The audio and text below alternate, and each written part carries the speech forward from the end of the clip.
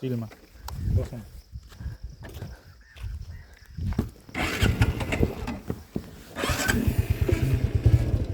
Memory भनेको अब going to Lumbini खोला।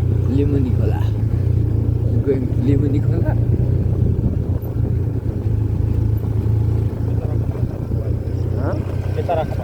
टक्कै अहिले हो गाई 13 फुट 5 थर र ताप्लेजुङको सिमाना बित्तामोडबाट तेह्रथुम आउँदा नि 1200 भाडा। तेह्रथुम बजारबाट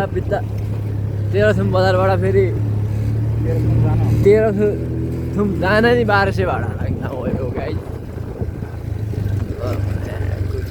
बाटो यस्तो छ, बाटो यस्तो छ, बाटोको हालत खराब छ बाटोको। अब हामी आइयो ओह्राल छ गाई चाहिँ बाटो चाहिँ।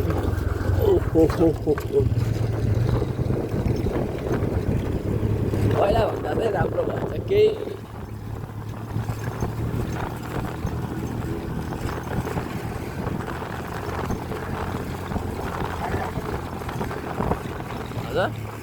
गाडी आफै कुद्ने ठाउँ।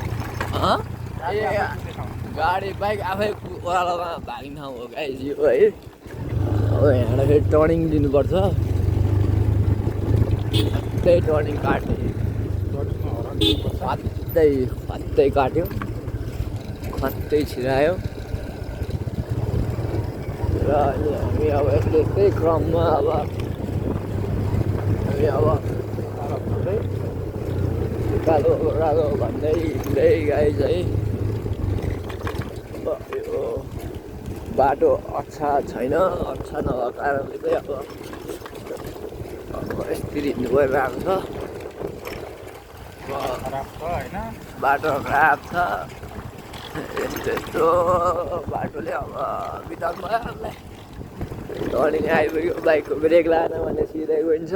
साथी अर्कोचोटि भेटौँला भनेर त अर्को जुनीमा भेटौँला भनेर लेख्नु पत्रमा। अब यो बाटोमा